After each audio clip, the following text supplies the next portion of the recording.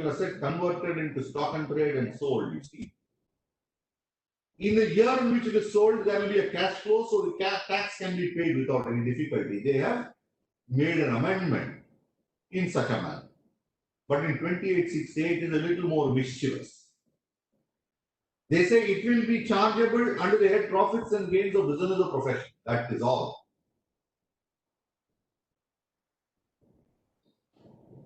Which means that the charge under the head profits and gains of business or profession will happen even in the year when the stock and trade is converted into a capital asset. So the mischievousness, you can see that you are not going to get a deferral until the capital asset is sold. Probably the lawmaker also had a reason, because when I convert a capital asset into stock and trade, normally I would sell it within a reasonably short span of time. But when I convert a stock and trade into a capital asset, more often than not, I am likely to retain the capital asset for a long time. In which case, no useful purpose will be served by deferring the charge. If I defer the charge, then probably the SC may never ever pay the tax at all. The SC may never ever pay the tax at all. That is probably the reason why they have not sought to defer the taxation. The next is a case where a company holds land as investment. Company holds land as investment. In the year ended 31st March 2019, it transferred the land as capital contribution to a partnership firm in which the company is a partner. How is the capital gain to be computed? This appears on at first blush to be a very simple question. Where any person being a partner of a firm, member of an AOP or BOI, brings in his capital asset as capital contribution to a firm, brings in a capital asset as capital contribution to the firm, then 45(3) provides that the value recorded in the books, 45(3) provides that the value recorded in the books should be deemed to be the full value of consideration. The value recorded in the books should be deemed to be the full value of consideration. Now here, there is no difficulty on the interpretation of 45(3) at first blush. But let me go a little further. Rightly or wrongly, you have the provisions of section 50C, which says that if you see the provisions of 50C, the language says, where consideration received or accruing as a result of transfer by an assessee of capital asset, or being land or building or both, is less than the value adopted or assessed, or assessable by any authority of the state government for the purpose of payment of stamp duty in respect of such transfer, the value so adopted or assessable shall for the purpose of 48 be deemed to be the full value of consideration received or accruing as a result of the transfer. Now 45(3) says the value recorded in the books of account will be deemed to be the full value. 45(3) says if a partner or a member of an AOP or BOI brings in his capital asset as contribution to a firm, AOP or BOI, then the value recorded in the book shall be deemed to be the full value. 50C says the stamp duty value shall be deemed to be the full value of consideration. Shall be deemed to be the full value of consideration.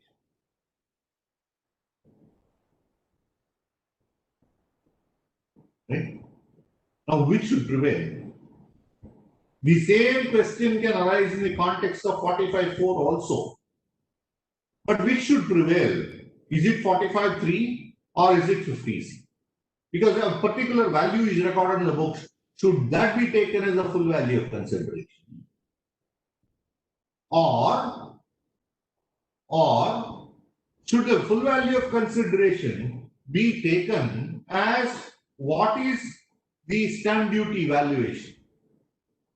Now, first of all, as I understand, in some states there is no need for registration, but in some states there is a need for registration. So we will address that issue first. Now, if you look at section 48 or 50C, it says the value so adopted or assessed or assessable. So there is a theory that since the word used is assessable, even though the document giving the property to the firm is not registerable, the stamp duty value can be taken. Now, the word assessable, in my view, is only in a case where the law requires it to be assessed. If only in a case where the law requires it to be assessed. Please notice that 50C also has certain safeguards. It says if the value is disputed, then under the Stamp Act, if it is disputed, then the lower value which is determined by the competent authority shall be taken. Now, when it is not registerable, the question of assessable does not arise. That can be one argument. So 50C should not apply. But even otherwise, you can see that there are decisions where it has been held. It has been held that the provisions of 45(3) override 50C. 45(3) being applicable to specific situations. 45(3) being applicable to specific situations.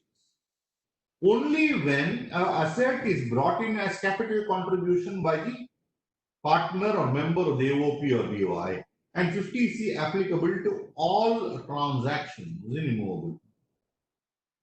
Therefore, the tribunal has taken a view that 45(3) will prevail over 50C.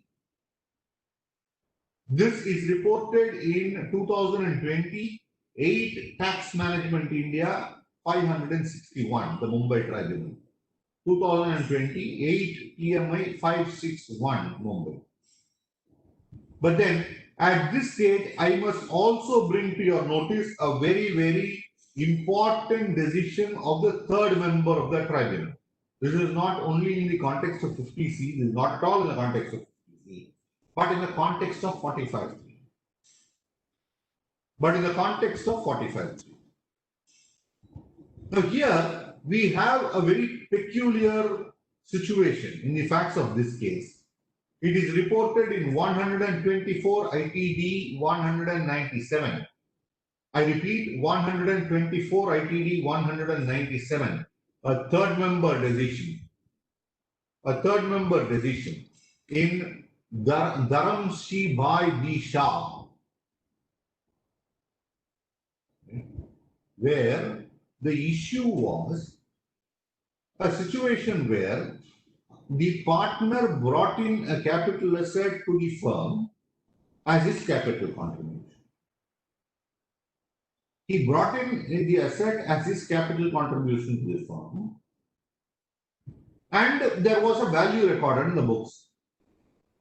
Within a few days thereafter, but within the financial year, the asset was recorded in the books of the firm at a revalued figure.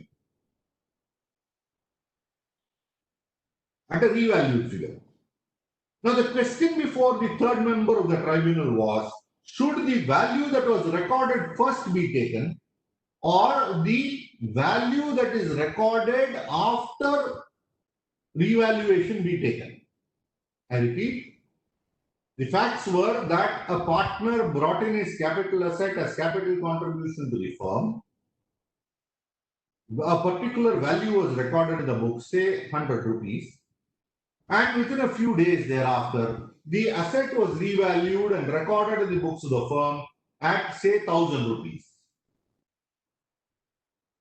Now, should 45(3), for the purpose of 45(3), should the full value of consideration in this example be taken as 100 rupees or 1,000 rupees? Was the issue before the third member. Now, the third member came to a very interesting conclusion, where the third member said, if the revaluation has taken place within the same financial year, if the revaluation has taken place within the same financial year in which the asset was brought in as capital contribution, then the revalued figure needs to be taken. So friends, you need to be extremely wary about this particular decision of the third member. So if you are going to do a revaluation and if you think that this third member decision should not stand in the way, please ensure the revaluation is not done within the same financial year. Obviously, why this was done was to satisfy the banker. Must have been to satisfy the banker about the capital contribution. And the fact might be that the assets value might have been very, very high at that time. The assets value might have been very high at that time. I'll take one more issue for the time being, and then probably we'll break. But this is again a very interesting issue. What happens? Basically, the issue is that there is a partnership firm and the managing partner died. The managing partner died. Now, what will happen if the remaining partners continue the business as such? Will 45(4) be triggered? Now, before we proceed further, the first thing we have to remember is the decision of the Bombay High Court, which is reported in 265 ITR 346. The decision of the Delhi High Court in a case called A.N. Nayak, which is reported in 265 ITR 346, the Bombay High Court, not the Delhi High Court. Now, what did the Bombay High Court hold? The Bombay High Court held that the word or otherwise used in 45(4) will also cover a case where there is a retirement of a partner. Now, first of all, I must say that 45(4) is not at all happily worded. I'll read from the Act. The profits or gains arising from transfer of a capital asset by way of distribution of capital asset on dissolution of a firm or AOP or BOI or otherwise. Now, I do not know why they have used the word otherwise. After the words firm, AOP or BOI, they should have used it along with the dissolution. But then I think the Bombay High Court has correctly understood it to mean dissolution or otherwise of a firm, AOP or BOI, shall be chargeable to tax as the income of the firm, AOP or BOI in the previous year in which the said transfer takes place. So what is required? There must be a dissolution or otherwise of the firm or the AOP or the BOI. And then they are saying 45(4) can get triggered. But is that all? The answer is no. The answer is no, because the language used in 45(4) says distribution of capital asset on dissolution of the firm, AOP or BOI. So there is also a requirement for distribution. So you have a very interesting decision of the Madras High Court, which is reported in 256 ITR 540, 256 ITR 540, where they have correctly laid down the proposition that 45(4) to be triggered must require a distribution. So let's assume a situation where a managing partner or a partner dies, and consequently the firm is dissolved because the partnership firm deed does not provide that it will not amount to dissolution. So the firm will get dissolved. Or take a slightly different scenario where there are only two partners and one of the partners dies.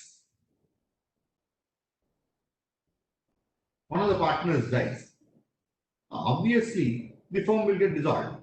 But is there a distribution? The answer is no. So the Madras High Court in Vijayalakshmi Metal Industries 256 ITR 540 has said that there is no distribution and 45(4) will not apply. At this stage, you must remember that the decision of the Bombay High Court in A.N. Nayak 265 ITR 346 clearly says that even retirement of a partner is enough for 45(4) to get triggered. So it need not be that the firm should be dissolved. Because the language or otherwise has been understood by the Bombay High Court to also include a case of retirement without dissolution. Okay. Therefore, as per A.N. Nayak, it is falling under 45(4), no doubt, but since there will be no distribution, there will be no capital at this stage.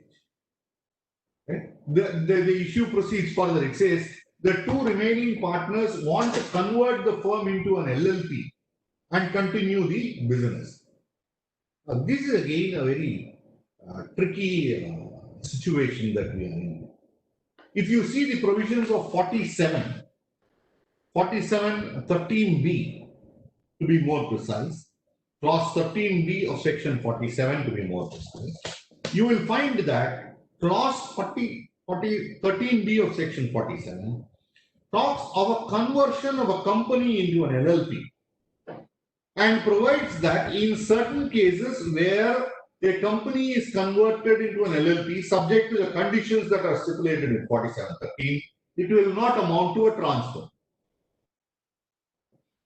But there is no provision in 47 when a partnership firm, which is hitherto a normal partnership firm, is converted into a limited liability partnership.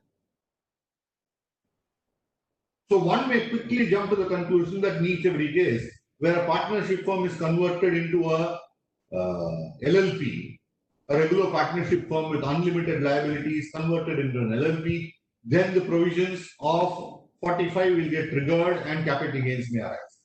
But then there are two decisions.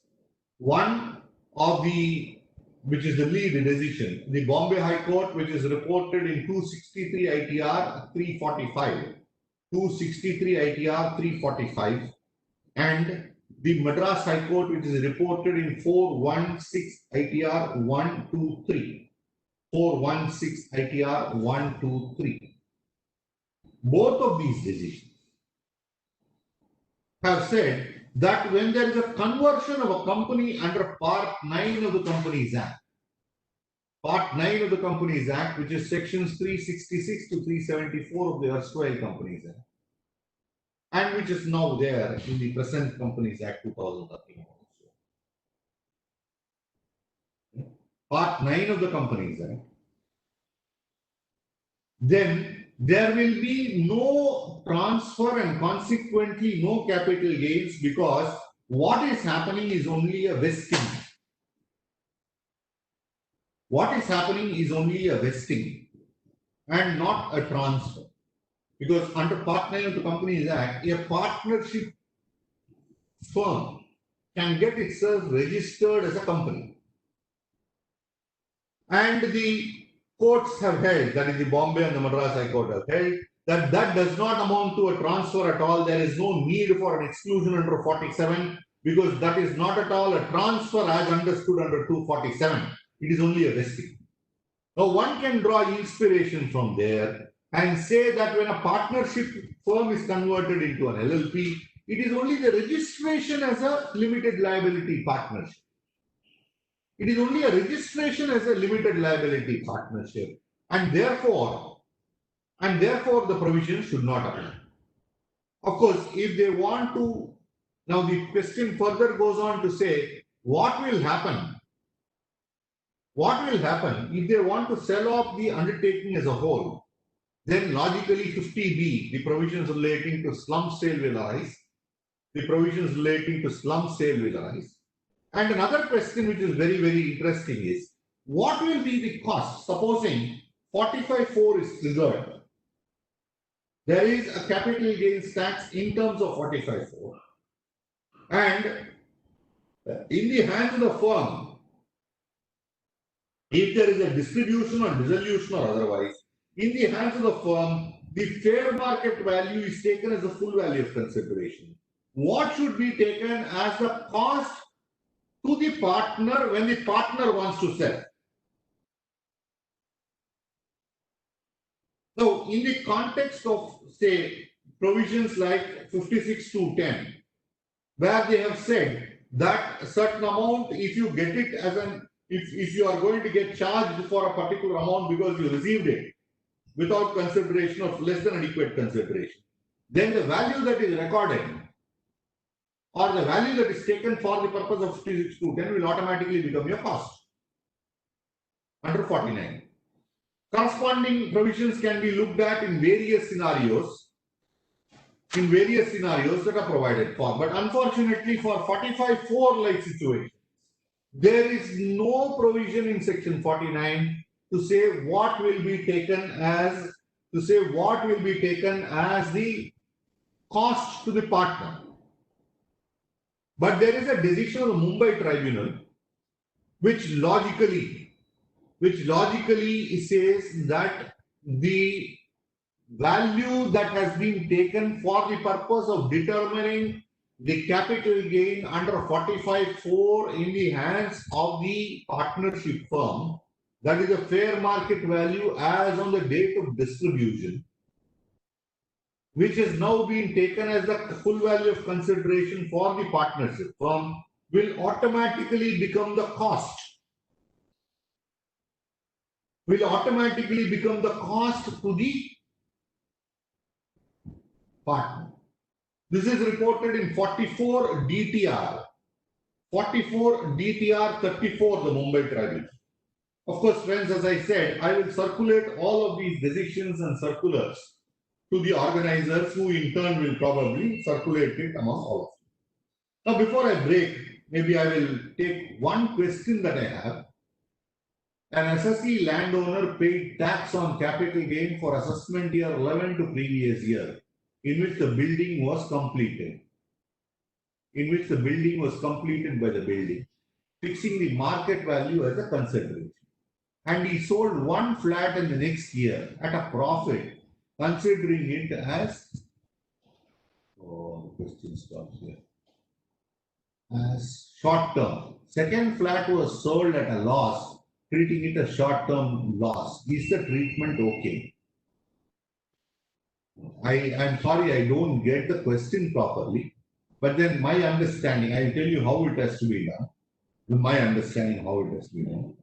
So supposing I am giving my land and I'm in consideration, I'm getting say 3 flats. Then by virtue of 45(5)(a), assuming it's a joint development agreement, by virtue of 45(5)(a), the stamp duty valuation of the building that I get will be my full value of consideration. And by virtue of 49, that will automatically also become my cost when I sell it. So pro rata, supposing I'm getting 3 flats of 2,400 square feet each, let's say, then I will take the guideline value of 2,400 now as my cost when I'm selling the flat. And whatever consideration I'm getting, I will subtract this cost and arrive at the capital gain. This is how I will do. So logically, there may not be a capital gain in one, a loss in the other. That should not happen unless there is a big dip in the value of the sale consideration. So if the querist wishes, maybe they can add a clarification to see if I have got my question right. Incidentally, there's one more question. Client is a professional, bought a commercial space with a view to use it for practice and kept idle without doing interiors, connected power for future use. Does he become liable for notional rent and pay tax? Can the client treat it as self-investment under 23(5)? Now, this is slightly out of syllabus. But though it is out of syllabus, you will understand that if a property cannot be let, then for sure you can say that the value should be taken as nil. But otherwise, more than one property may have to be shown as or deemed let out. Of course, if you can show that it cannot be let, then it is a different issue. Now, 23(5) says where a property consisting of land or building is held as stock in trade, then for 2 years from the end of the financial year, in which the certificate of completion of construction is obtained by the competent authority, the value should be taken as nil. So you have to now decide how you are going to show it in your books of account. If you are showing it as stock in trade, then yes, you can take the benefit of 23(5). Now you are saying the client is a professional. Now, if assuming the client, say for example, is a chartered accountant, then he cannot show this as a stock in trade. Then he has a difficulty in applying 23. So, in my view, if you say he's a professional and he bought it for his own use, for building a superstructure for his office, then 23.5 has no application at all. 23.5 has no application. And therefore, he may have to offer the notional value to tax. He may have to offer the notional value to tax, assuming he has more than one asset. Okay? Maybe I'll pause here. Chairman, sir, I'm pausing here for about 10 minutes. Yes, sir. Yes, sir. I'm pausing here for 10 minutes. I will join you in 10 minutes. So, we were dealing with up to issue number 10. I will now quickly go to issue number 11. But this is again a very interesting issue where a lady owned 5 properties. She died intestate, leaving behind her son, her husband, and 2 daughters. That is 4 legal heirs. Now, after the death of the lady, the members of the family, namely the husband, the son, and the daughters, had a doubt whether they will be able to amicably, share the property, and therefore they entered into some kind of a settlement. And in order to avoid all possible administrative issues, they arrived into some kind of an agreement whereby the son paid to the other legal heirs 2 lakh each and took over the properties, the market value of which was 25 crores. Will capital gains tax arise in such cases? Now, there is no exception if you see in section 47. There is no exception in 47 for what we call a family arrangement or a family settlement. But then there are a number of decisions. The decision of the Madras High Court reported in 241 ITR 371. Again, the Madras High Court reported in 244 ITR 494. The Madras High Court in 299 ITR 348. The Gujarat High Court in 102 ITR, the Guwahati High Court in 102 ITR 253. The Karnataka High Court in 352 ITR 565. Now, in all these cases, they have held that a family settlement or a family arrangement is itself something which is not a transaction which is in the nature of transfer of capital asset. It is not a transaction in the nature of transfer of capital asset, and consequently they held that capital gains will not arise in such circumstances. So where there is a family settlement or a family arrangement, though no express provision is there in section 47, to exempt it from the ambit of transfer, it will still not give rise to capital gains because the courts have held that it does not amount to a transfer at all. This is one other issue. The next issue, the assessee purchased the house property from a friend for a consideration below the market value, as the property was mortgaged by the friend to the bank. The assessee purchased the property for lower consideration on the condition that he will settle, the assessee will settle the bank loan. Right? Now, it is to be noted that the property was purchased for lower consideration. The assessee had paid stamp duty on the market value of the property. Later, the assessee sold the property and settled the mortgage loan. Whether the assessee will be liable or will be eligible to claim the mortgage loan paid as deduction. Now, we have to look at who created the mortgage. You have 2 decisions of the Supreme Court. One, the decision of the Supreme Court in RM Arunachalam. In RM Arunachalam, reported in 227 ITR 222, 227 ITR 222, and the other, the decision again of the Supreme Court in 227 ITR 240. Now, in both of these cases, the issue that came up was with regard to the chargeability. And when it came with regard to chargeability and the allowability of mortgage as a deduction, the Supreme Court held that if the mortgage was created by the previous owner, then the mortgage debt is allowable. Now, in the example that we have, the assessee has purchased the property from a person, has purchased the property from another person at a lower consideration because he has to settle the mortgage debt. He has to settle the mortgage debt. So, logically speaking, from the point of view of the assessee, when he comes to sell the property, the mortgage debt which he is settling can be allowed as cost of improvement or cost of acquisition of the asset. There should be no difficulty on this based on the decision of the Supreme Court in R.M. Arunachalam, because the mortgage was not created by him. Now, if I tweak this question a little and take it that a mortgage was created by the previous owner. A mortgage was created by the previous owner. Then what happens? Then also the decision of the Supreme Court in R.M. Arunachalam will apply. And even where it is a previous owner, where the present owner has got it in terms of the provisions of 49(1). For example, A has mortgaged the property, A dies, and the property stands bequeathed to his son, B. Then B can claim the mortgage value which he pays as part of the cost of acquisition when he sells the property. When he sells the property. So it need not necessarily be purchased. It can be even where the present seller has got it in terms of 49(1), say by death, inheritance, or by a gift, etc. And in such circumstances also it should be allowed. So then the larger question also arises. In fact, our chairman also touched on this point.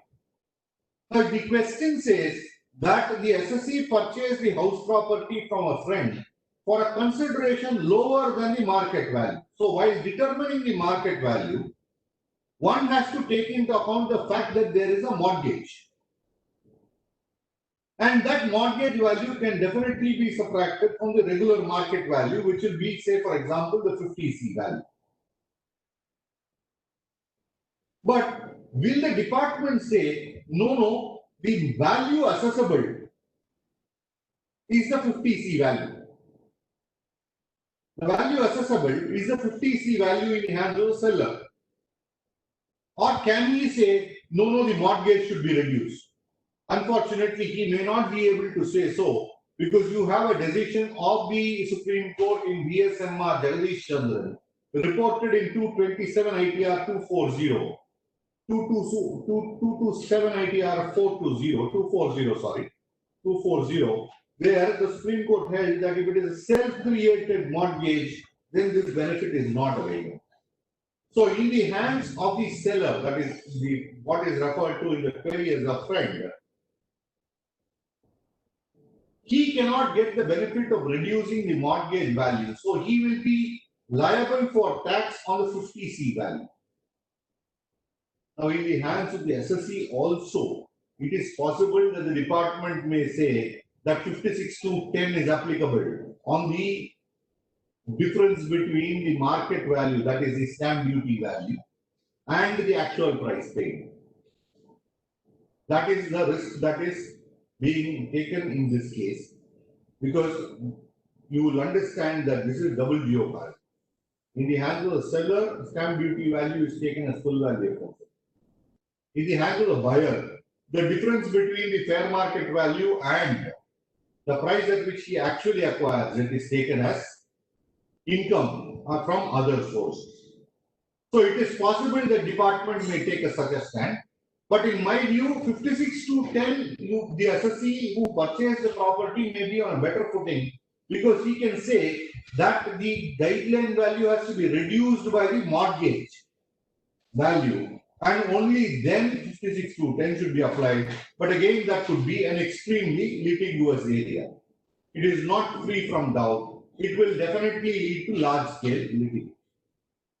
The next is a case where an assessee holds certain extents of land But then there is a stretch of land in between which he is not owning, but is owned by somebody else.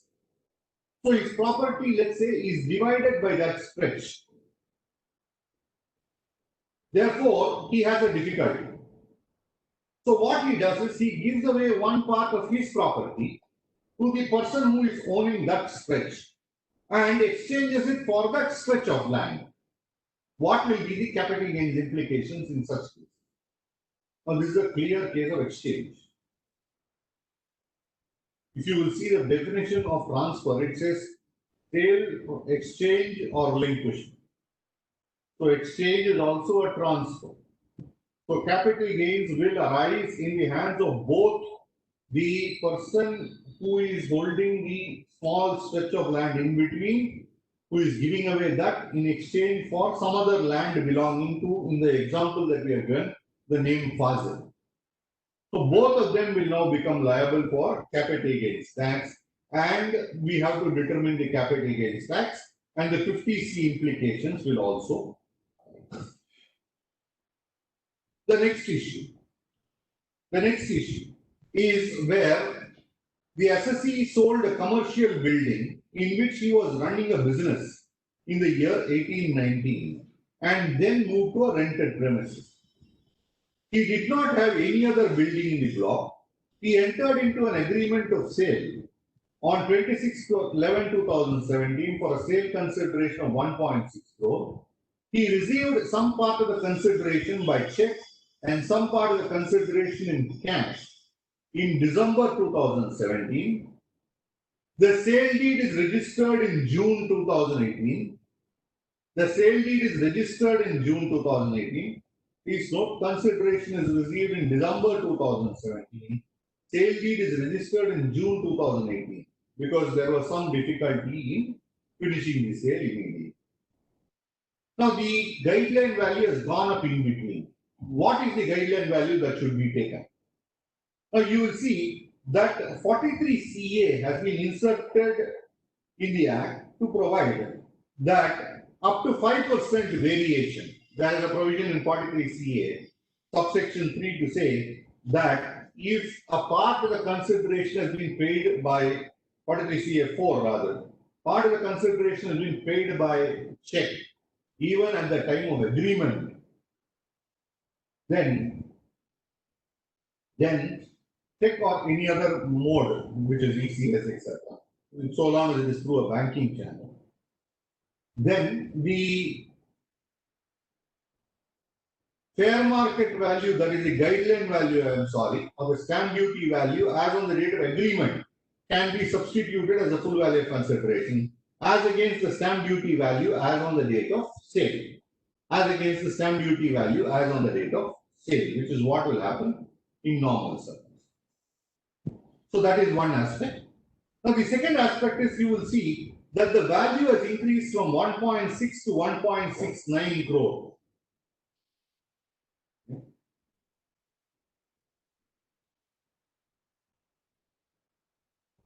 Or rather 1.72 crore. Now what happens in such circumstances?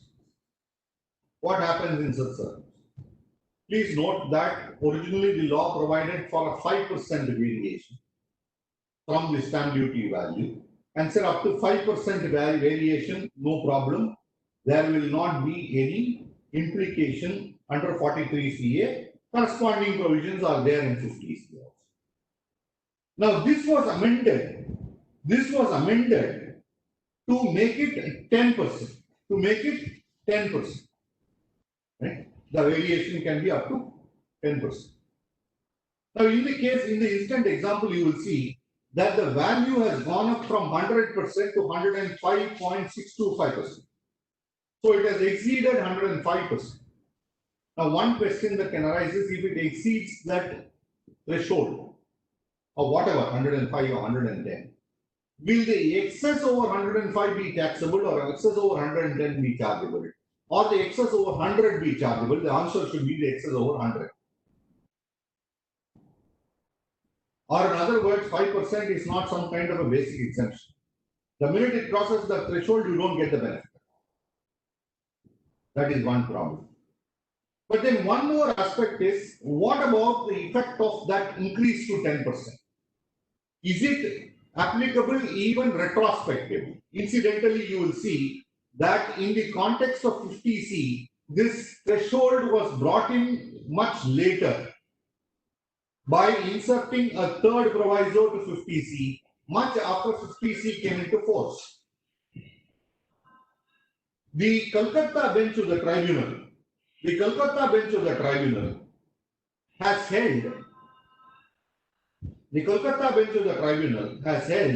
that this 5% variation that is brought in by the third proviso to 50C is retrospective in operation because it is inserted in order to ensure that unintended consequences are not faced by the assessor. So going by that same logic, we can also argue that the increase from 5% to 10% is retrospective in operation because it is there to prevent unintended hardships to assessor. Now you will also further see that the query goes on to say that a commercial building along with land was sold. So one thing we can see is that land and the commercial building have been sold. So first question, how to determine capital gain for both land and building? You have to separate the value of the land, separate the value of the building. For the land, you compute capital gains in accordance with 48 because land is not depreciated. For the building, you compute capital gains in accordance with 50 because it has been depreciated. Please note that even if you have stopped claiming depreciation in between, the provisions of 50 will apply, for which you have a decision of the special bench of the tribunal in 87 ITD 181. The fact that you have discontinued your business and stopped claiming depreciation does not mean 50 will not apply. The minute you have claimed depreciation for 1 year, thereafter for computing capital gains, 50 will apply. Now for the land, you take, if it is long term, you take it as long term. For the commercial building, since you have claimed depreciation, the capital gain will be short term. Now the assessee wants to reinvest the entire proceeds in 54 EC or 54 or 54F or any of these provisions and claim exemption. Okay? He wants to claim exemption. Whether he can do so. Whether he can do so is the question. Now please note that so far as the land is concerned, if there is long term, there is no problem at all. Now as far as the building is concerned, since it has been depreciated, I am assuming the building has been held for more than 3 years first. Since it has been depreciated, the gain is short term. The gain is short term. Even then, can 54 or 54F or 54EC be claimed? There is a direct decision of the Supreme Court in a case reported in 290 CTR 401. 290 CTR 401. The decision in Dempo Company Limited. Where a similar question arose, and the Supreme Court said, by a deeming fiction of section 50, the gain is short term. But if the asset on which depreciation is being claimed has been held for a period exceeding 2 years, though the gain is deemed to be short term, the asset remains long term. And that therefore, according to the Supreme Court, the benefit of 54EC or 54F or whatever the section is available. Gain is short term, asset is long. That is what the Supreme Court has done. The next issue. A private limited company has been in the business of real estate for the past 20 years and had in its balance sheet a number of assets being land and building. 2 of them were used in business, the rest were shown as stock in trade. In July 2019, the company sold the entire undertaking to another private limited company and in consideration was issued shares. The question before company is now whether the transaction would come within the meaning of slum sale under 50D. So what is happening? Company is holding certain assets. It is selling the undertaking as a whole to another company and in exchange getting shares. will it attract 50B? Now 50B interestingly talks only of a slump sale. 50B talks only of a slump sale. You will also notice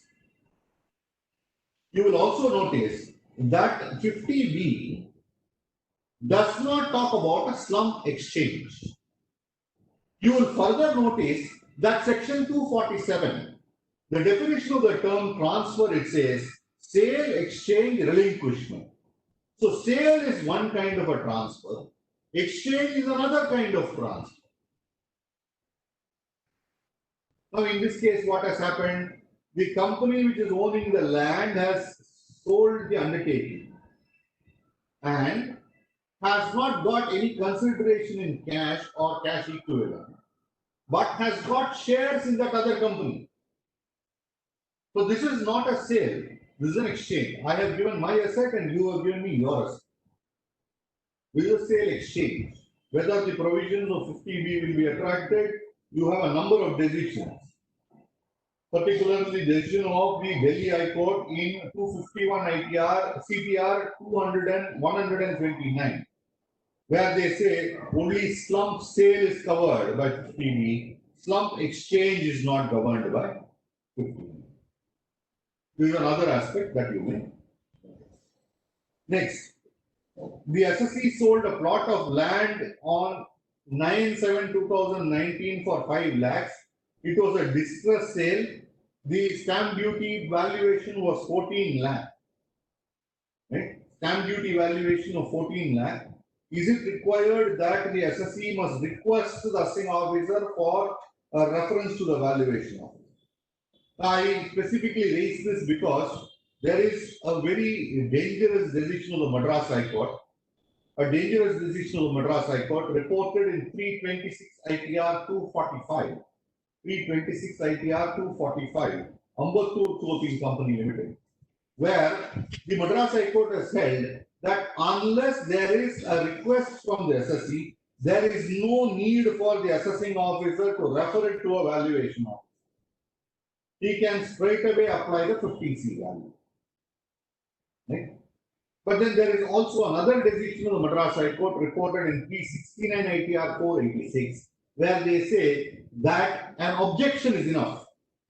So if in your return of income you have shown only 5 lakh as a consideration, that itself is an objection according to the Madras High Court.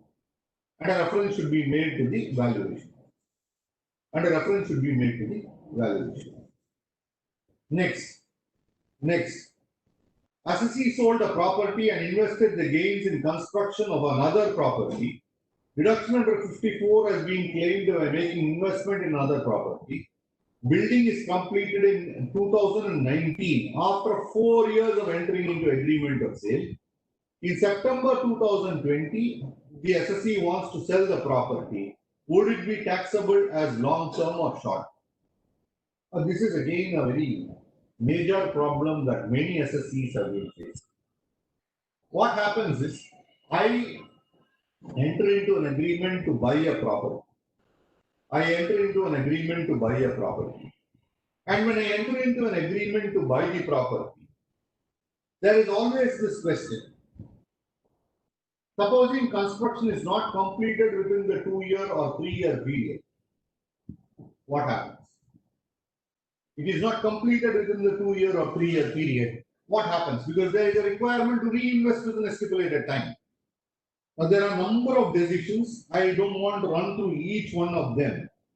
I said I will circulate it, where they say that if the construction is not completed and the consideration is paid for reasons beyond the control of the SSE, then 54 should not be denied.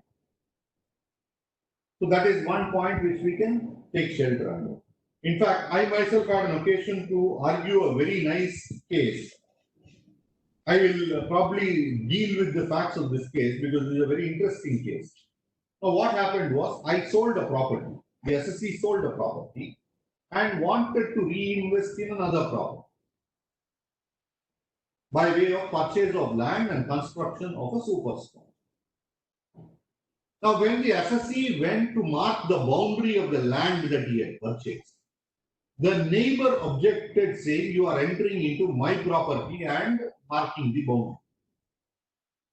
The neighbor objected. Now, what happened was apparently there was some dispute. The neighbor went to the High Court. It was a case of the then undivided Andhra Pradesh. The neighbor approached the Andhra Pradesh High Court and got a stay, an injunction, for not directing me not to do any construction on the disputed site. Consequently, I could not do construction. But the cost of the plot was much more than my capital gains.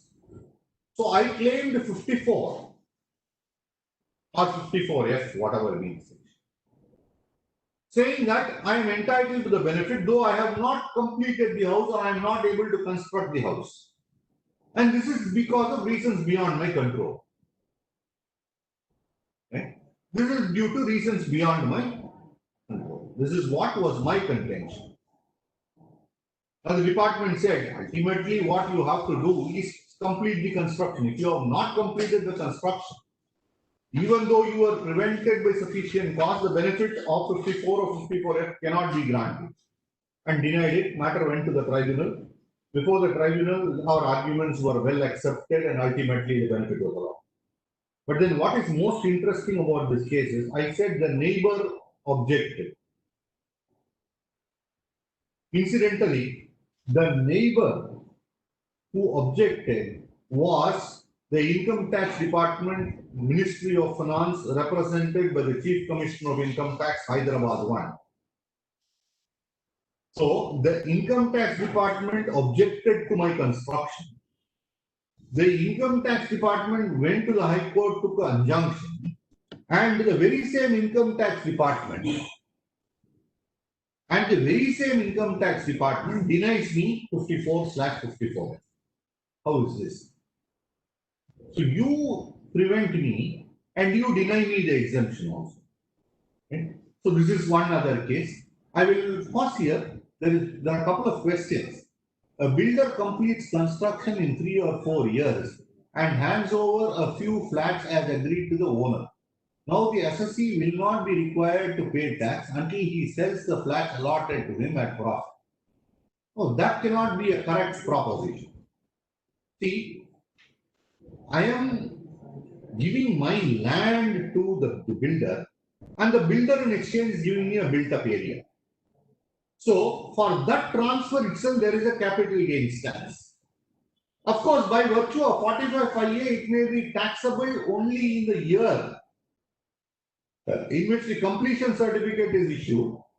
But to say that capital gains will be deferred till the flats are ultimately sold is not a correct proposition in my understanding. Next is sale of business as a whole, capital gains taxation. Capital gains will arise. If it is a sale without assigning values to each individual asset, then it will be considered as a slump sale and 50(b) will be attracted. Otherwise, the regular provisions of 48 will be. I come back, issue number 18. Assessee sold land measuring 2,400 square feet and residential house measuring 1,100 square feet on the land, and also a separate, and also some shares which he held for more than 5 years. He earned long-term capital gain from sale of land, building, and also from sale of shares, all of them being long-term. She now wants to invest in a residential house, a single residential house. And she wants to claim exemption for the capital gains arising from sale of land, sale of building, and also sale of the shares. Whether it can be done so, whether this can be done, the first part of the question, yes, she is eligible. You can invest in a part of a house also and claim the benefit of 54 or 54F. In fact, this is decided by the Gujarat High Court in 245 ITR 182. Now, the second part of the query is, if she does an additional construction on a house that she already has, is the benefit available. There is an interesting Madras High Court decision which says that so long as that is a separate unit, that benefit is available. That decision is reported in 75 DTR 56, the Madras High Court in 75 DTR 56, in the name of P.K. Vasanthi Rangarajan, where they hold that you are eligible even for additional construction on an existing house. So these two aspects are to be borne in mind in the context of issue number 8. I'll quickly move on to issue number 19. Assessee is an individual, the owner of a house property, which was held by him for more than 10 years. Right? He sold the same in the previous year, 11 to 18-19. Prior to 6 months of date of sale, assessee invested in another flat. Assessee claimed 54. Now the assessing officer says investment in a flat is construction. Now in the state of Tamil Nadu, what happens is normally I get the land registered, undivided share in land registered in my name, and I enter into an agreement for construction with the developer. I enter into an agreement for construction with the developer. Right? So now the question is, what will happen? Can we say that this is a construction? Now, I would think it depends on the facts of the case. You can very well say this is only a purchase, because you remember, for purchase, the law says 1 year before or 2 years after the transfer. For construction, the construction has to be done within 3 years after the transfer. Right? So if you take this to be a purchase, you are eligible for 54 or 54 years. But if you take this to be a case of construction, you may not be eligible. That's the difference. So you can very well take this as a case of purchase, and you will be able to claim the benefit of the exemption. Incidentally, there is a second part of the question. If in the above case, instead of investing in a flat, assessee commenced construction of an independent house 1 year prior to date of sale of the house property on a land which was purchased by him 5 years back, will he be eligible for 54 on the land as well as the construction? So now you will see here that the construction has commenced before. Now the law only requires the construction to be completed after. When you commence the construction is irrelevant. So the construction cost incurred prior to the transfer will also be eligible for the exemption, provided the construction is completed after the transfer. That is very important. For this proposition, you have a number of decisions, including the lead decision of the Karnataka High Court reported in 165 ITR 571. Construction needs to be completed within 3 years. The fact that construction was done, the fact that construction was started before transfer is irrelevant. Even the construction costs incurred prior to the transfer will be eligible for the benefit of 54 exemption. The next is the cost of the land. So there is an interesting circular of the board in circular number 667 of 1993, dated 18/10/1993, where they say that the cost of land will also be included, provided the land is also purchased within the stipulated period. That means it should have been purchased 1 year before, etc. I am not in agreement with the view expressed by circular. Please note that circulars are binding only on the department, not on the assessees. Personally, I would think that when the land was purchased is irrelevant, the cost of the land will be allowable. The cost of the land will be allowable. There should be no difficulty in arriving at this conclusion, because the courts have said that so long as the construction is completed after, the benefit of 54 is available, and the board has clarified cost of land is eligible. So I cannot build a superstructure in air, obviously. So I would think that even though the land has been purchased 5 years before, still the benefit of 54 will be available in respect to the cost of the land also. I have a query. Assessee sold property number year 1 in year 1 and property number 2 in year 2. Can he claim exemption under 54 if he acquires a house for the value covering both the capital gain? In my opinion, there should be absolutely no difficulty in doing so. There should be absolutely no difficulty in doing so. It is not required that for each and every capital gain separately, I should make an investment. So now let us assume for a minute, instead of property, let's say it is share. On day 1, I sell 1 share of Reliance. On day 2, I sell shares of Tata. On day 3, I sell shares of some other company. Should I, for each and every share, go and invest in one house property for 54F? The answer is definitely no. The same logic. I may be selling any number of properties. So long as I make the investment in a residential house, it is enough. And the Madras High Court, the Gujarat High Court, all of them have held that investment in a part of a house is also investment which is eligible for 54. In fact, if you see the Gujarat High Court, it's a very interesting decision which I was referring to a little earlier. The Gujarat High Court, which is reported in 245 ITR 182. The Gujarat High Court, where the Gujarat High Court, what happened was the Assi was already the owner of a property along with other co-owners. What she did was she sold the property, some other property, and bought the shares of the other co-owners. Bought the shares of the other co-owners in the property in which she was already a co-owner. The Gujarat High Court held that she is entitled to the benefit.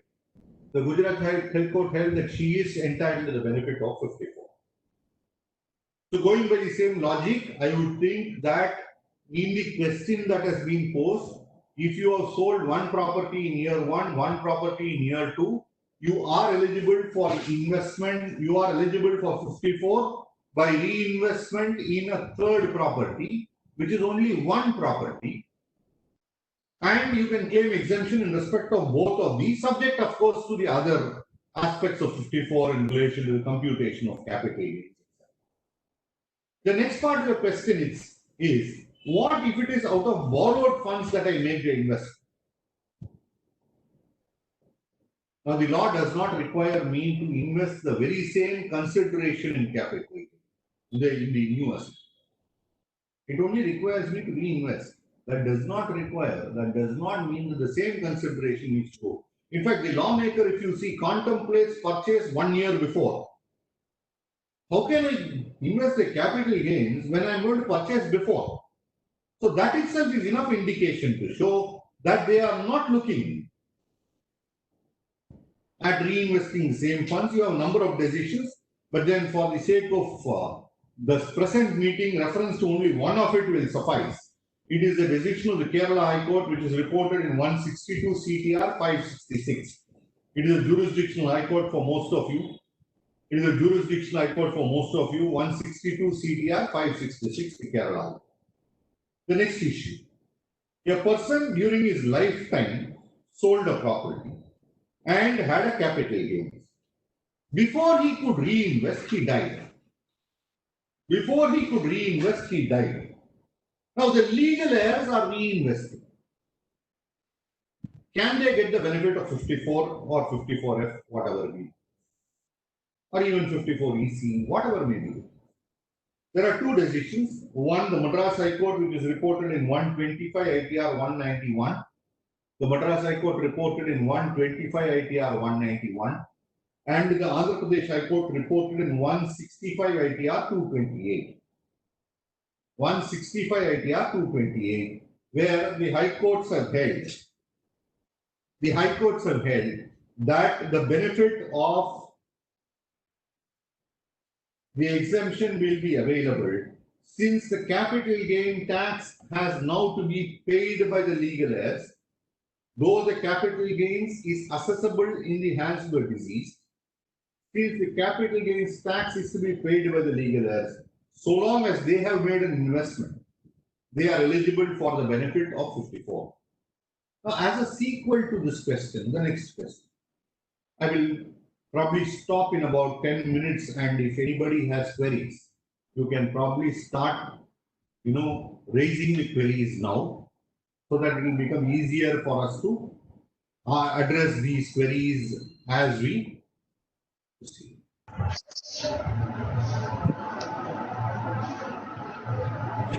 Sir, I have a query, sir.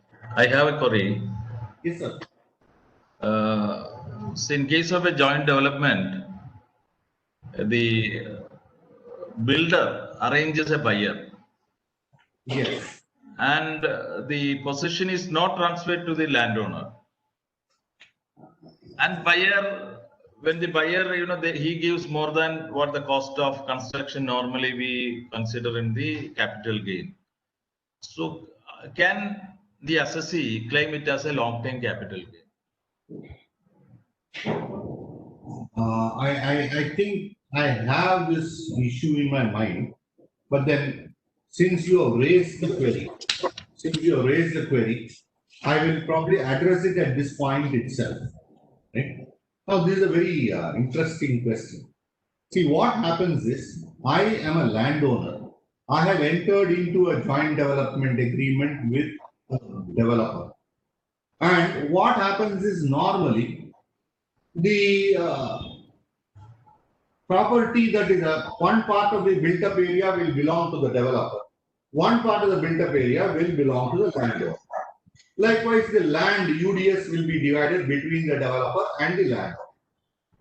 Now, the developer will sell his share in the land and his own developed area, the superstructure, which he will offer as business income. No difficulty there. Now, from the point of view of the landowner, he will also be transferring his land and in exchange getting a building. Now, first issue is whether 45(5)(a) is to be invoked. If 45(5)(a) is invoked, then please note that in the year in which the completion certificate issued, or in the year in which the sale happens by the landowner, whichever is earlier, the capital gains will be chargeable at the guideline value or the stamp duty valuation, being taken as the full value of consideration.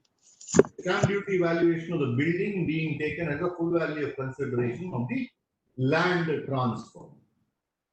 Right? Now, your question is that the developer is finding a buyer for my share in the built up area and the landowner. The developer is identifying a buyer for my share in the now, should this be short term or long term gain? Is your query.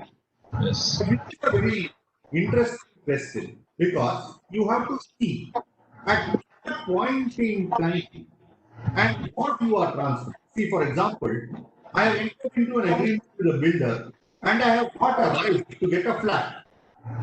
The right arises today. Right? The right arises today. So, an agreement today with the developer to get a built-up area, my right arises today. So, supposing I am selling this right within 3 years, the gain is short term. Supposing I am selling this right after 3 years, the gain is long term. No difficulty. Right? But supposing the right gets converted into a flat. Now the builder has already completed the flat and has given me possession of the flat. The builder has completed the construction of the flat and given me possession of the flat. And now I am going to sell the flat, not the right. Because the right has now become a different asset called a flat. And I am going to sell that flat within 3 years of taking possession of the flat. Then my gain on sale of flat will be short term. And if I sell it beyond 3 years, the gain on sale should be long term. However, there is a Bombay tribunal which says that even in such cases, if the flat is sold within 3 years, the gain can be taken as long term because the asset should be counted from the, it should be counted from the date on which the right arose, not the date of allotment of the flat.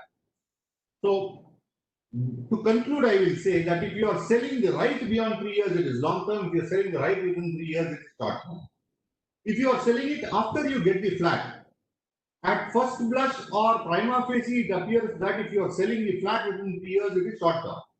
However, there is a Mumbai tribunal support which says that it will still be reckoned as short term, long term, and you have to count it from the date on which you got the right and not the date on which you got the flat. Does that clarify your question, sir? Here, the handing over is not done, or completion certificate still not obtained. Okay. There is a buyer who. You are selling the flat. Yes. You are selling the right. You are not selling the flat. When did you get that right? Within 3 years or beyond 3 years? No, within, see, before getting the completion certificate, the buyer say that there is a buyer. I can get you what I offer. I agree, sir. Today you have entered into the agreement. Uh, You get after 3 years. After 3 years, yeah. After 3 years, then it is long term, no doubt at all. No, sir. My question, see, in case of a joint development, what you say, the construction we get, the cost, the building, the cost of construction will be taken as the consideration for capital gain. Okay. Okay. But here, the transfer is not happened. The building is still going on. Completion is not completed. The completion certificate is not obtained. But the builder says, see, now there is a buyer. I can give you what I offered. I offered 60 or 40%. At the cost of the construction, maybe 40 lakhs. But there is a buyer who will give you 50 lakhs.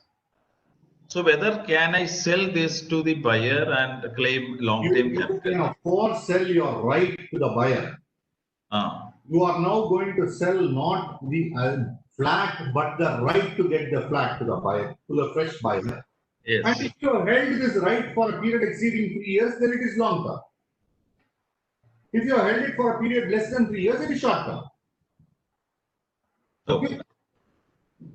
Now, going further, as a sequel to the earlier query itself, now what happens if you reinvest in the name of your spouse or in the name of your son, etc.?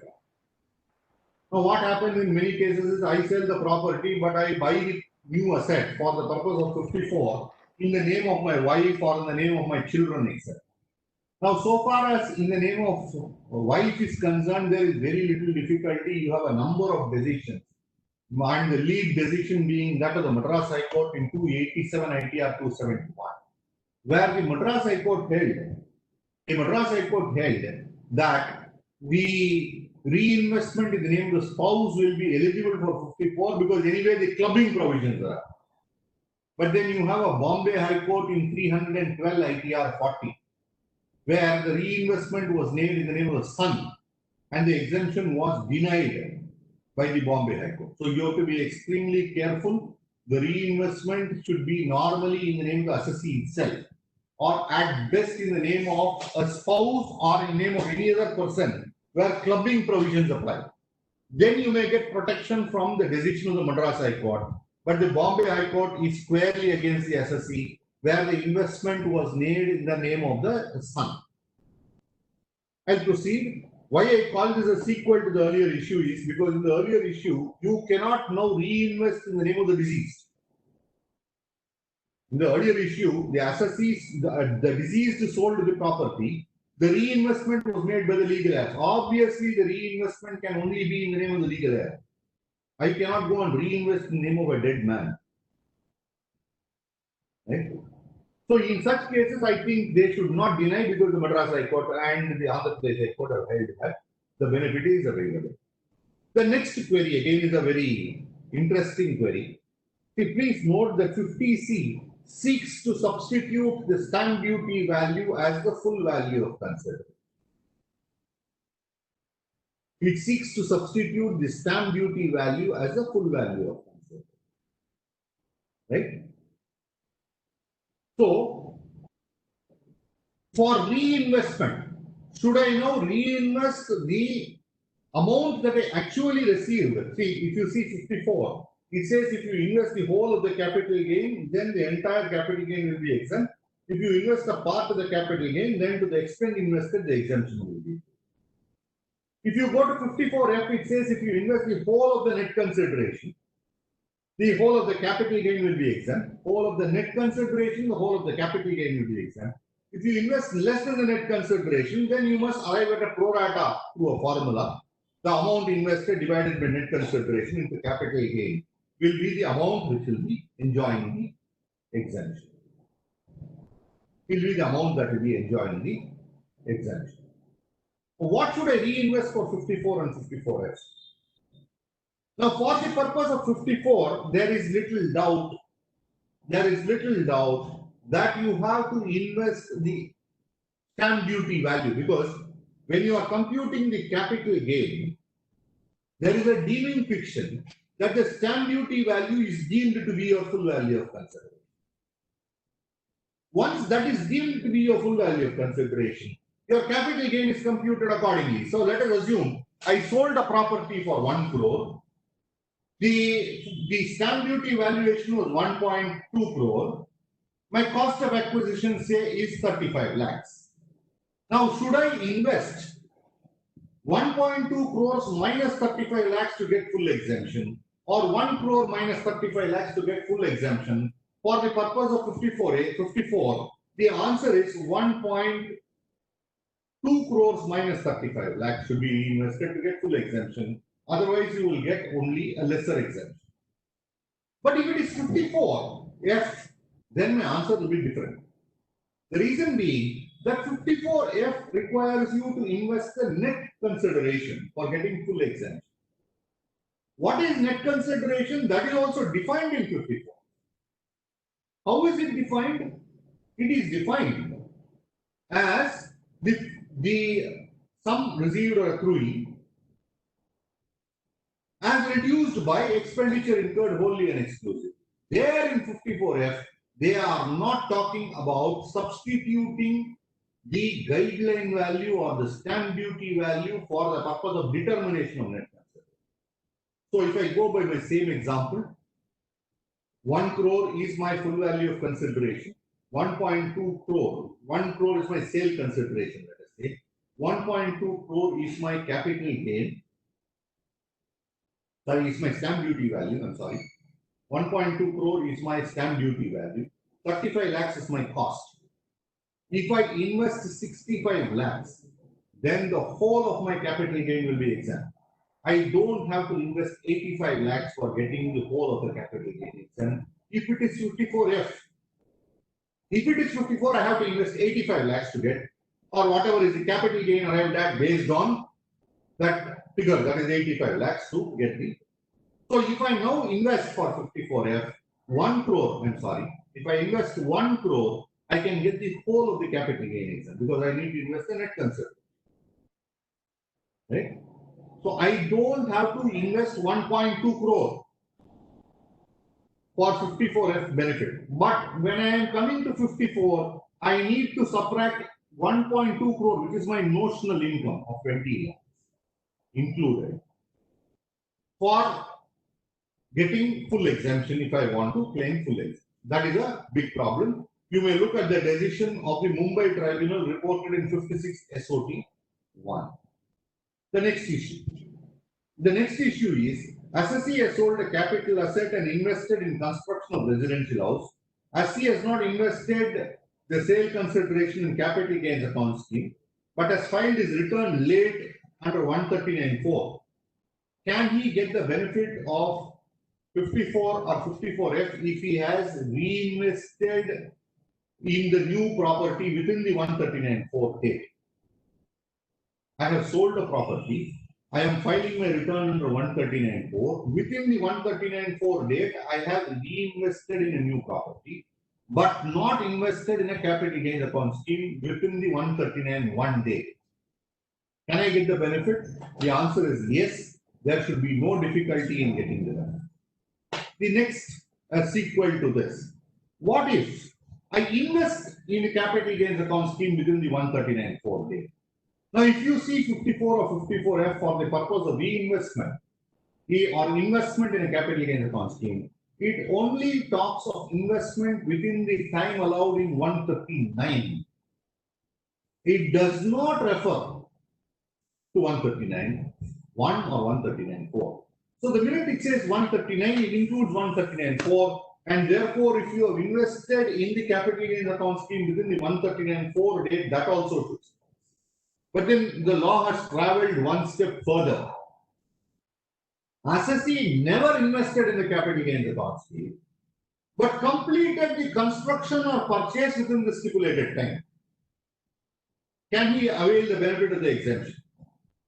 The Chennai tribunal, in a case called Madhuvan Prasad, which I myself had the luxury of arguing, it was the first of the decisions, and the Mumbai tribunal, reported in 137 ITD 229, have held that the benefit will be available because reinvestment or investment in a capital gains account scheme is a procedural requirement. The fact that there is a procedural lapse will not or should not deny the assessee from claiming the benefit of 54/54. So these are various decisions, including the judgment law. The next issue, the last but one issue. We have a very simple issue. Basically, two questions arise here. One, when I am selling a land and claiming it to be not a capital asset because it is situated beyond the stipulated limits from the municipality, beyond the stipulated limits from the municipality, I am claiming it not to be a capital asset under 214. I am claiming it not to be a capital asset under 214. And consequently, I am saying that no capital gain arises. Is it necessary that I must demonstrate that agricultural activity was carried on, or is it enough to show the classification in the revenue records? In my view, it is necessary to show that agricultural activity was in fact carried on, but I chanced upon a decision of the Cochin bench of the tribunal, reported in 47taxman.com 421 in the name of M.G.A. Thomas, where they have held the classification and revenue record is enough. But I am also given to understand, that this decision has not been approved by the Kerala. I am not able to lay my hands on that decision. But then I reliably understand that it has been reversed. But in my personal view, agricultural activity should be carried on. Now, the second part of the very same question. The second part of the very same question is, the law requires that it should be beyond a stipulated number of kilometers from the nearest municipality. Now, the department very often takes a stand that this should include a town panchayat. Whether this is to be done, the answer is no. The law only requires that it should be beyond a stipulated limit from the municipality. Town panchayat is different from a municipality, and the limit of 8, 6 or 2 kilometers, as the case may be, as provided for in 214, should be counted from the nearest municipality and not the nearest town panchayat. In fact, apart from the decisions which I will circulate, the most important thing is you will see that there was a notification of the board on the distance from the municipality. In that notification, they have said beyond so many kilometers from municipality comprised in the town panchayat. So you will see that the notification is contemplating a situation where a land in a town panchayat itself is entitled to the exemption. So that also gives us enough clue to show that it is enough. It is enough to demonstrate that it is beyond the municipality and not from the town panchayat.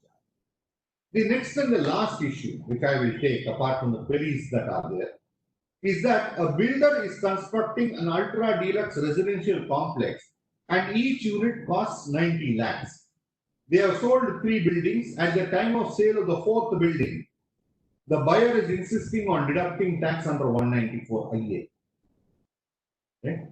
Is the buyer right? Is the buyer right?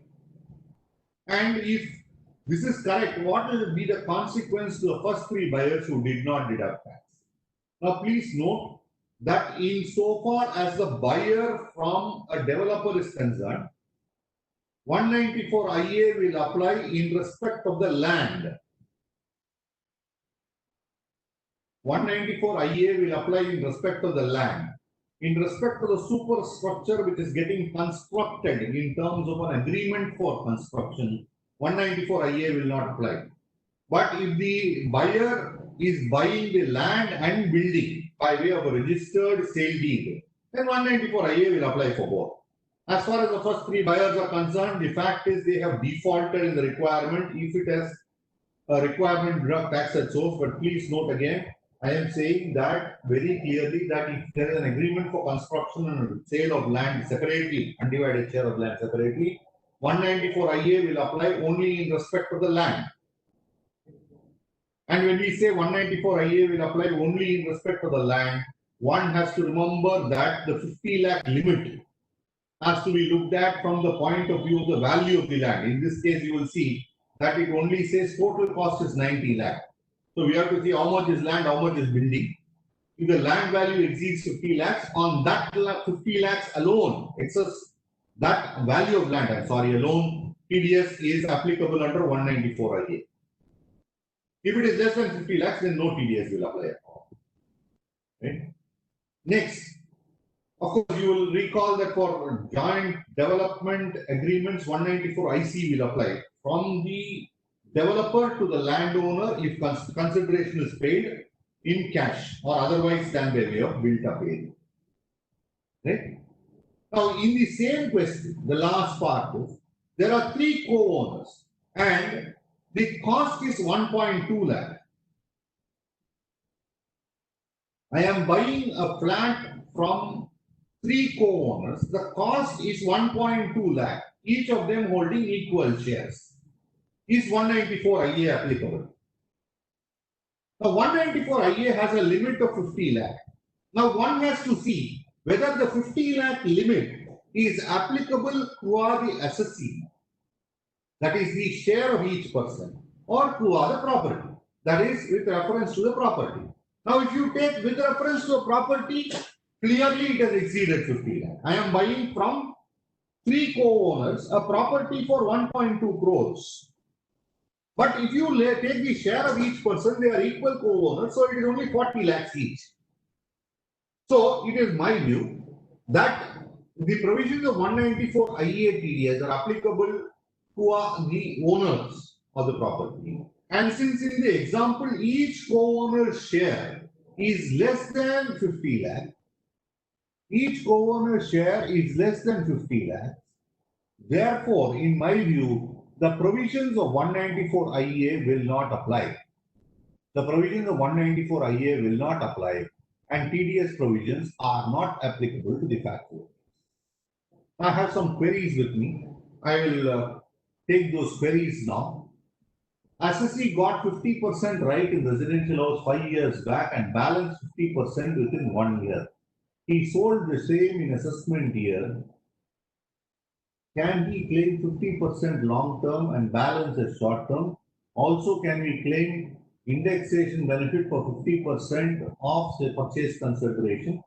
Definitely yes. The 50% share that he bought 5 years back is long term. The 50% share that he purchased in the year in which he is making the sale is short term. He can offer it accordingly. And for the 50% share that he is now offering as long term, the benefit of indexation will be available. There can be no doubt at all. Where advance of 11 lakhs paid by the assessee for purchase of property in year 2006 was returned at 17 lakhs in year 2019. Since transaction did not materialize, whether the same has to be offered under capital gain. In my view, you have given an advance of 11 lakhs, got back 17 lakhs. This, in my view, should be a capital receipt and should not be exigible to capital gains tax at all. Should not be exigible to capital gains tax at all. Sales proceeds received in part was duly invested in capital gain scheme, but after giving advance for purchase of property, the sale agreement occurred first part of capital gain scheme deposited went beyond 3 years. ITO disallowed part of the amount. Now, the investment has to be made within 3 years from the date of transfer. Within 3 years from the date of transfer. There is no question of seeing the 3-year period from the investment in the capital gain scheme. So there is no reason why the AO should disallow. So long as the reinvestment has been made within 3 years from the date of transfer, because in this case it appears that the capital gains account scheme has been opened even before the transfer. Correct me if I am wrong, that is what seems to be the query. So if that be so, there should be no difficulty. I think the assessing officer is not right in denying the benefit. That assessing officer is not right in denying the benefit. Next query, can the limit be set under 194A be said, IA be said to be with reference to each co-owner buyer, since what is transferred to each buyer is less than 50 lakhs. So, this is a reverse scenario. I assume the situation where there are 3 sellers who are co-owners and 1 buyer. Now, this is a reverse scenario, 1 seller, 3 buyers. Whether 194 IA has to be looked with reference to each co-buyer. In my view, it has to be looked with reference to each co-buyer. Because I am a different entity. I am buying your 1/3 share in property. Right? My brother is buying your 1/3 share. My sister is buying your 1/3 share. You are in all selling 1/3, 1/3, 1/3 to 3 or 5 families. So each person will look at what he is paying. If it is less than 50 lakh, 194 IA will not apply. 195 IA will not apply. Friends, I think this is all other queries I have as of now. I will, for the time being, first of all, thank the organizers for the opportunity, because for me also it was a great learning to sit down and read all of these provisions all over again and to, draft these queries. And thank all of you for a personal, for being participative and being, patient in listening to me. Thank you very much. For the time being, I will hand it over to the organizers. Thank you very much, sir. Sir, it was an excellent presentation covering all the gamuts of real estate transaction with clear examples and explaining them. I think it was really a learning atmosphere for all of them. I think everybody might have benefited from this. And I don't know how to thank you, sir, for accepting our invitation and being here and presenting this. It was a great opportunity. Usually we are having you here physically to present everything. And if the COVID is over, definitely we will have you here, sir. Definitely we will have your presence here. If I'm permitted to interrupt 2 things, sir. First, I have always recognized myself as part of the Kochi branch, which every one of you is perfectly aware. And 2, even before that, I would also love to be there in God's own country.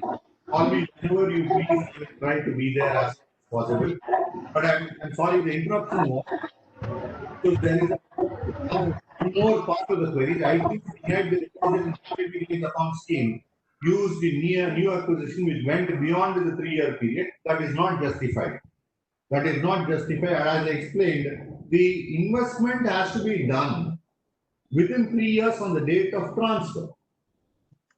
So the minute you invest in capital gains account scheme, that is not relevant. And in any case, if you don't utilize the amount in the capital gains account scheme within the stipulated time, there is no question of denying exemption. Only that it can be brought to tax in the year in which you fail to reinvest. Right? That is the law. So that I think should answer your query. I'm sorry, sir. Please. No, sir. It's, Thank you, sir. Thank you very much, sir, Bhanushekar, sir, for that wonderful session. In Kerala, especially in Kerala, this capital gain tax is one of the main incomes in the assessee's computation of income, if you look at. And maybe some assessee will have only capital gain taxes, the capital gain, income from capital gain. Because of the huge price of real estate in Kerala, maybe due to the shortage of land or properties or high demand from the NRIs or the requirement of housing properties here is huge. So there are a lot of question about taxability, how much the tax we have to pay, or what are the ways to invest to get exemption from various taxes in the capital gain session. So, sir, your session was very well explained about all these, taxability as well as the exemptions and investments. What are the options to,